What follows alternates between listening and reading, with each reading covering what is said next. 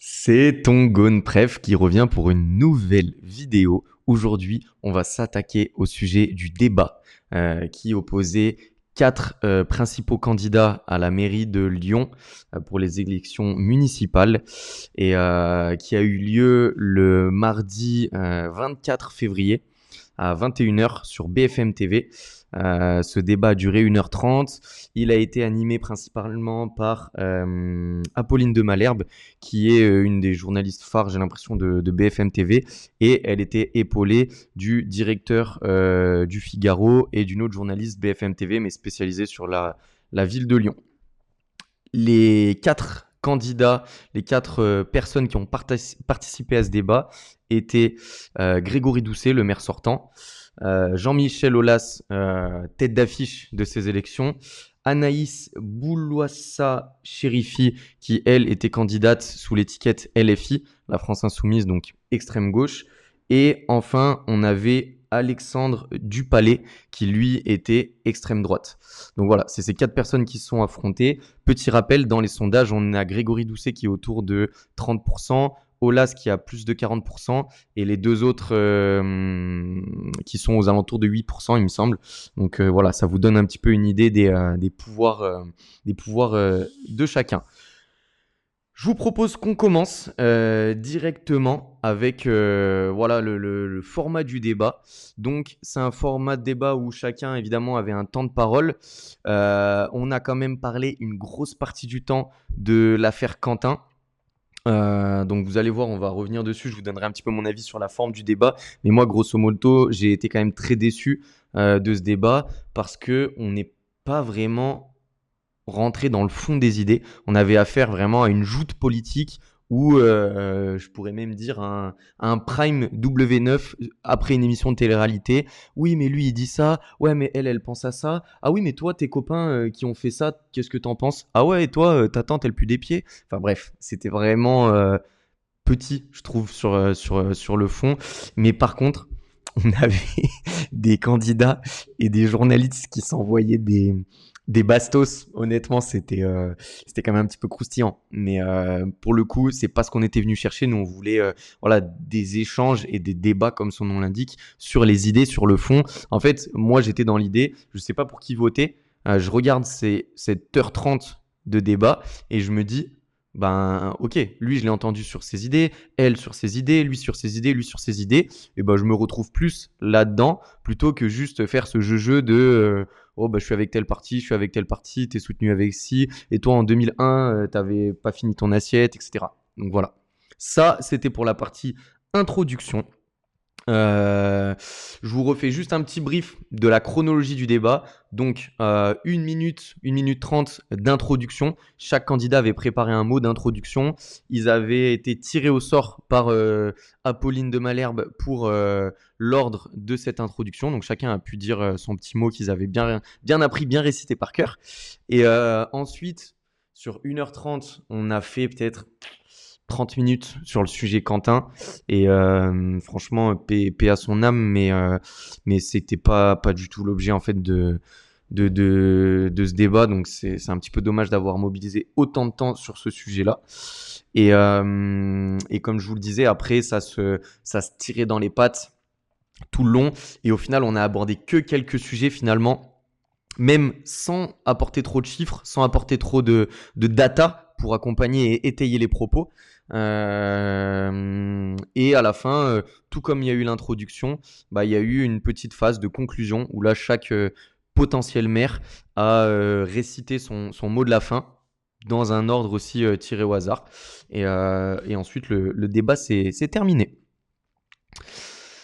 Je vous propose qu'on passe tout de suite aux 4 visions des candidats. Donc vous allez voir, globalement, j'ai fait exprès de ne pas nommer les candidats sur mon support de présentation pour pas influencer en fait les gens en fonction d'une couleur politique. Je pense que le but de ce genre de débat, le but d'aller chercher l'information par nous-mêmes et pas d'attendre qu'on nous la distribue sur les réseaux sociaux ou à travers les médias, c'est justement de pouvoir se faire un avis sur le fond des idées et de ne pas être influencé par l'aspect un petit peu marketing politique, très médiatisé. Donc ça, c'est vraiment les 4 sujets qui ont été les 4 spectres par lesquels a été abordée la mairie de Lyon. Donc un premier candidat qui mettait vraiment l'accent sur la continuité écologique. Je vous laisse faire vos petits paris et deviner un petit peu de qui on parle. Un autre candidat qui a essayé d'attaquer ce débat par la relance pragmatique. Donc là, c'était vraiment ok, on est parti de là, qu'est-ce qu'on pourrait mieux faire pour aller dans une direction. La rupture sociale, donc là c'était très axé sur le social, sur l'humain, sur les services publics, sur voilà, la gentillesse si on peut dire. Et enfin quelqu'un qui mettait la priorité sur la sécurité, sur la fin des incivilités, sur une ville plus sûre au final. Donc ça, c'était vraiment les 4 thématiques abordées. Maintenant, je vous propose qu'on... En fait, c'était pas vraiment les 4 thématiques, pardon, je vais modifier mon propos. C'était les 4 grandes visions, comme je l'ai indiqué, par laquelle chaque candidat présentait son programme. Donc maintenant, on va passer à une des thématiques qui a été abordée. Pas beaucoup de thématiques, comme je vous l'ai dit, ont été abordées dans ce débat, mais voilà, la sécurité, c'est une des thématiques qui a été principalement abordée, sur laquelle on a mis quand même beaucoup de temps de débat. Je dirais que franchement, une bonne quinzaine de minutes sur les 1h30 de débat était sur la sécurité. Donc vous voyez, on a vraiment une première vision où on a, voilà, on va pas forcément trop bouger les effectifs de police, on essaie de limiter l'usage des caméras, on fait un petit peu de prévention, mais on n'est pas dans une police massive qui va agir très facilement. Et la police municipale, donc là on parlait de... Bon, forcément, on se focalise sur la police municipale et justement, les potentiels maires ont beaucoup joué sur la cassure ou la continuité de l'État qui lui gère la police nationale. Vous savez qu'il y a 2 échelles de police. Et la police municipale, elle entre dans le budget de la ville. Et c'est ce qui fait que là, pour le coup, les maires se positionnaient plus sur la police municipale. On a une deuxième vision où là, au contraire, on veut plutôt une hausse des effectifs de police avec une extension massive des caméras. On parlait de plus de 5000 caméras installées et plus de 1000 policiers municipaux engagés, formés. Le but, c'était vraiment de faire de la dissuasion.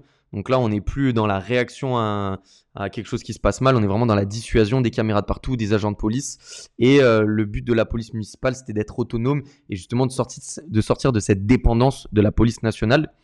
Ensuite, on avait vraiment une vision C sur la réorientation des effectifs de police avec un désarmement, la suppression des armes létales sur les agents de police municipaux.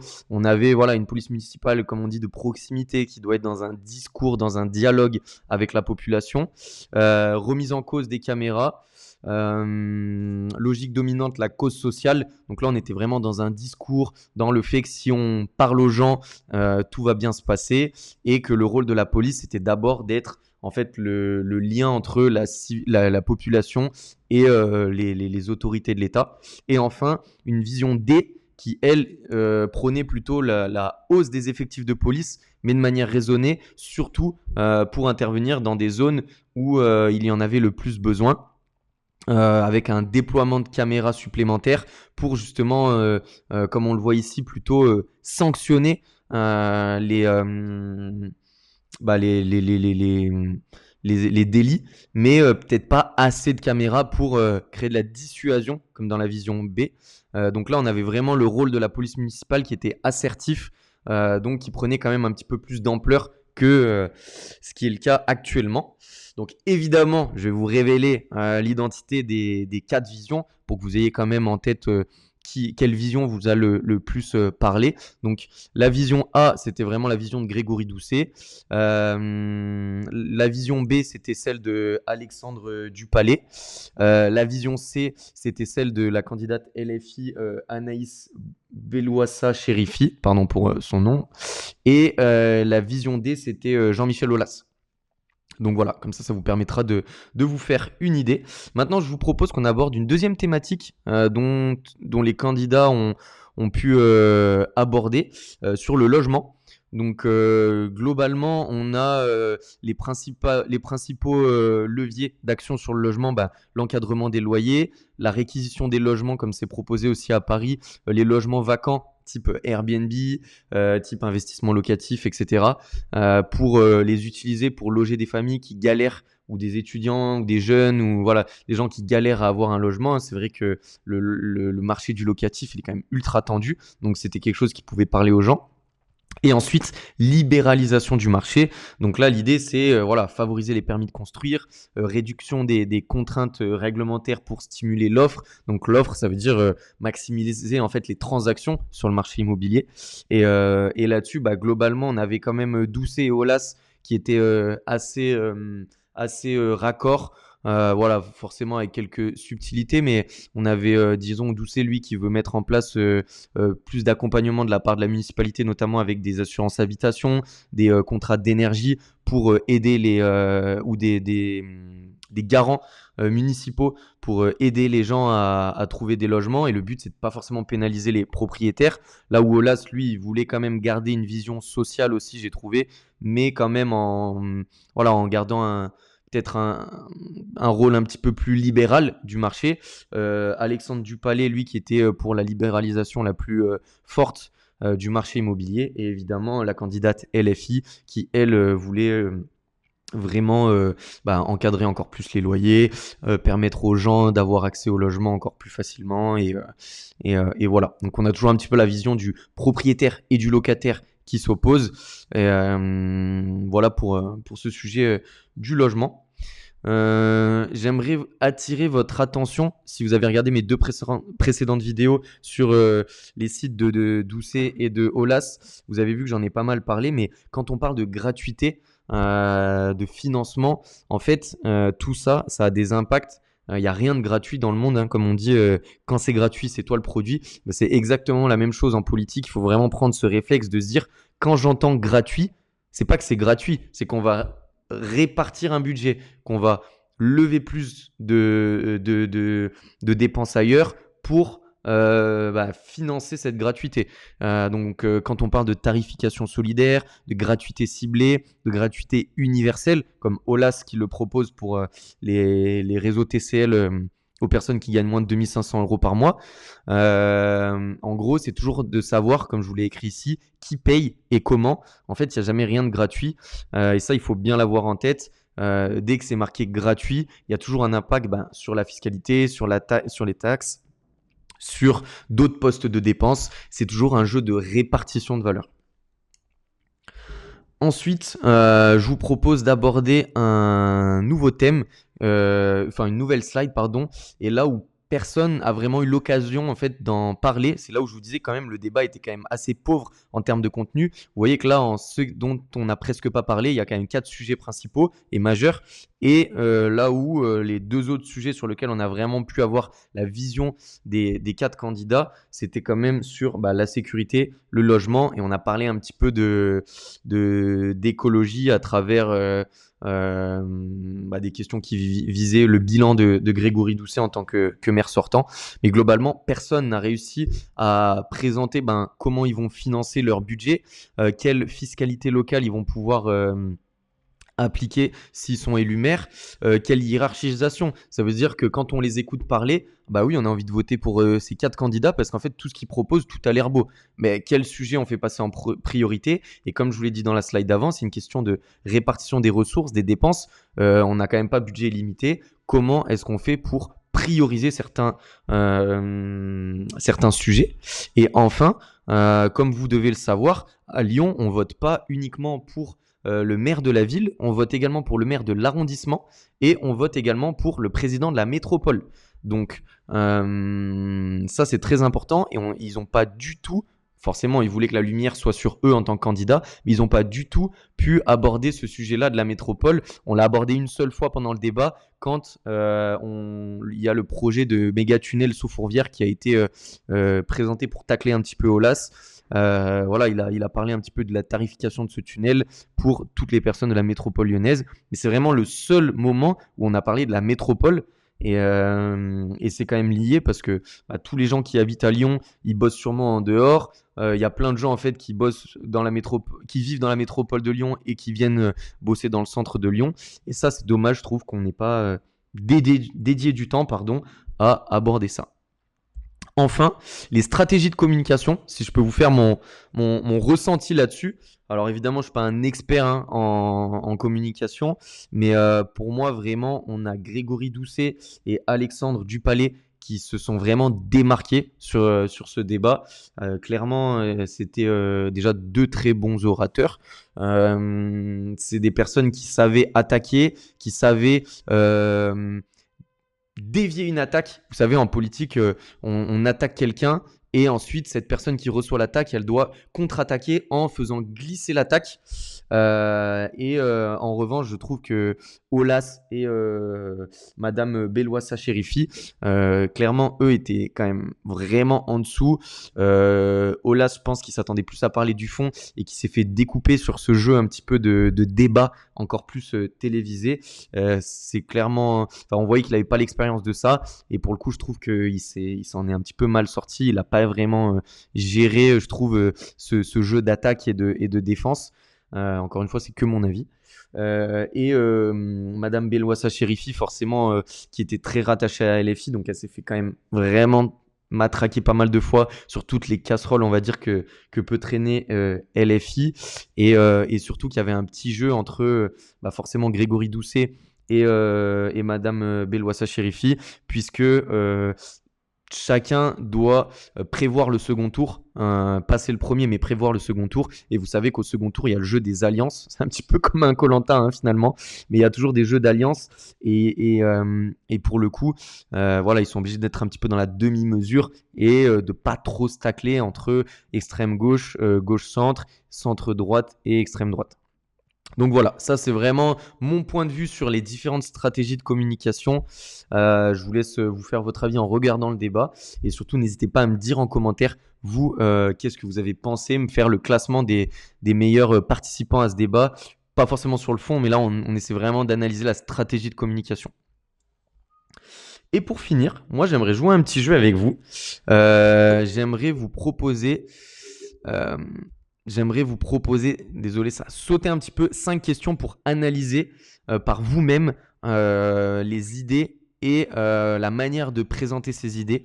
Donc 5 questions pour analyser les candidats. Répond-il clairement aux questions posées? Donc là, est-ce qu'on est sur du jeu politique ou est-ce qu'on est sur une réponse frontale? Pour le coup, je trouve que Doucet était très fort pour détourner les questions, là où Alex Dupalais, par exemple, lui, dans son rôle un petit peu plus clivant d'extrême droite, lui, c'était vraiment sa stratégie de répondre très frontalement et très précisément aux questions. Encore une fois, ça c'est quel message on veut renvoyer aux électeurs. Explique-t-il comment ces propositions seront financées? Alors là, clairement, il n'y en a aucun qui a expliqué comment les propositions seront financées. Hiérarchise-t-il ses priorités en cas de contraintes budgétaires? Donc là, c'est toujours touchy parce qu'il n'y a aucun candidat qui va vouloir présenter une hiérarchisation comme ça de but en blanc parce que ça voudrait hiérarchiser, ça veut dire choisir, donc ça veut dire renoncer. Et évidemment, personne n'a envie de renoncer à des potentiels électeurs. Je dirais que ceux qui hiérarchisent le plus, c'est les extrêmes, que ce soit LFI, UDR, RN. C'est les deux côtés qui hiérarchisent le plus parce que eux, pour le coup, c'est ce qu'ils veulent faire. Ils veulent trancher, ils veulent s'affirmer en tant que branche un petit peu plus, marquée, si je peux dire. Quatrième question, assume-t-il une ligne cohérente d'un sujet à l'autre? Est-ce qu'on est sur un candidat qui va rester un petit peu dans un ventre mou ou au contraire, est-ce qu'il y a une vraie ligne directrice comme on le voyait tout à l'heure sur la 3e diapo avec une vision claire? Et enfin, distingue-t-il ceux qui relèvent de la ville, de la métropole ou de l'État? Est-ce qu'on a un maire qui fait des promesses ou est-ce qu'on a un maire qui est conscient de sa zone et de son périmètre d'action? Et ça, ils l'ont plutôt quand même bien fait parce que ils sont vraiment restés focus sur la mairie. Comme je vous l'ai dit, il n'y a vraiment personne qui a parlé de la métropole. Donc voilà, ça, comme je vous l'ai dit, ça persiste, ça aide à pas choisir un camp parce que en politique, on le sait, hein, on vote souvent en fonction d'une couleur politique, mais au final, les vraies mesures, il faut essayer de les choisir pas par rapport à un camp, mais par la clarté, par voilà, l'aspect concret et ce qu'on perçoit nous en tant que cohérent. Donc voilà, écoutez, j'espère que ça vous aura plu. C'était voilà, mon analyse du débat. Comme je vous l'ai dit, ce qui a été dit, ce qui n'a pas été dit, j'essaye de ne pas prendre parti, d'analyser plus le peu de fond qu'on a eu, la forme, et de vous présenter ça dans une vidéo avec un support plutôt sympa. Donc je vous dis à bientôt, prochaine vidéo sur l'analyse détaillée des programmes, et du coup vu qu'il y a eu le débat, je m'intéresserai aussi au programme de LFI et de l'UDR-RN, donc Anaïs Belloissa-Chérifi et Alexandre Dupalais.